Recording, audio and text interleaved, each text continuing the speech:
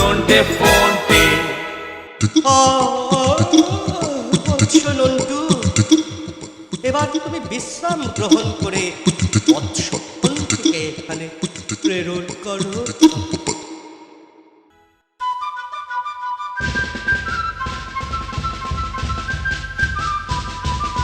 বৎস নন্টু, গুরুজনের খাদ্যদ্রব্যের দিকে নজর দিতে নেই। মাফ করবেন প্রভু, বেটা শুধু খাবে আর ঘুমোবে। এই গুরুদেব নামের কলম খালি ফাটাচ্ছে।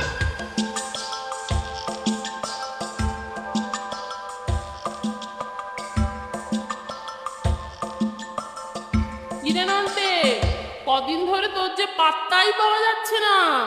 আর বলিস না মাইরি, কেন, কি হলো? আরে বাড়িতে এক গুরুদেব এসেছে, লাইফ একবারে হেল করে দিল। রোজ চব্বচস্য সাঁটাচ্ছে আর আমাকে দিয়ে গা ফাটে পাচ্ছে। বলিস কি রে? হ্যাঁ রে ভাই, বাড়ির ঠ্যাঙানির ভয়ে মুখ বুজে সব সহ্য করি। চল তো মহাপ্রভুর একবারটি দর্শন করা যাক। চল।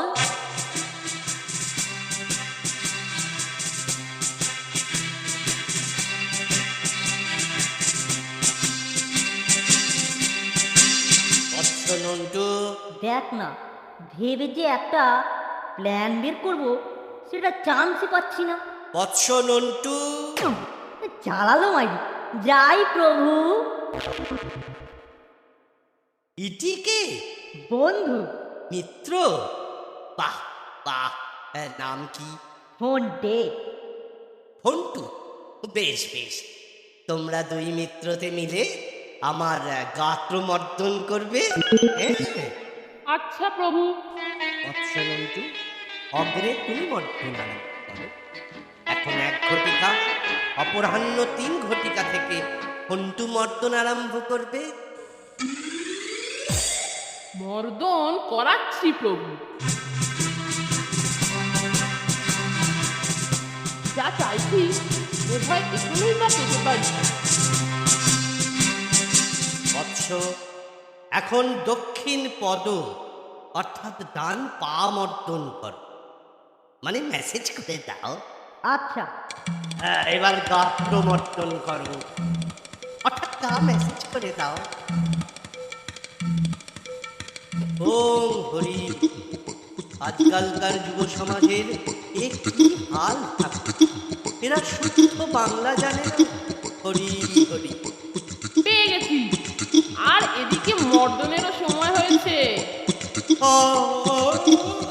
বৎস নন্টু, এবার তুমি বিশ্রাম গ্রহণ করে বৎস ফন্টুকে এখানে প্রেরণ করো। বৎস ফন্টু এসেছ? পুনরায় নিদ্রাকর্ষণ অনুভব করছি বৎস, তোমাকে আর গাত্রমর্দন করতে হবে না। পরিবর্তে যদ্যপি না আমি গভীর নিদ্রামগ্ন হই, তদ্যপি তুমি আমার উদার দেশে হস্ত সঞ্চালন করো। কিন্তু বৎস, তোমার হস্ত এত লোমশ কেন?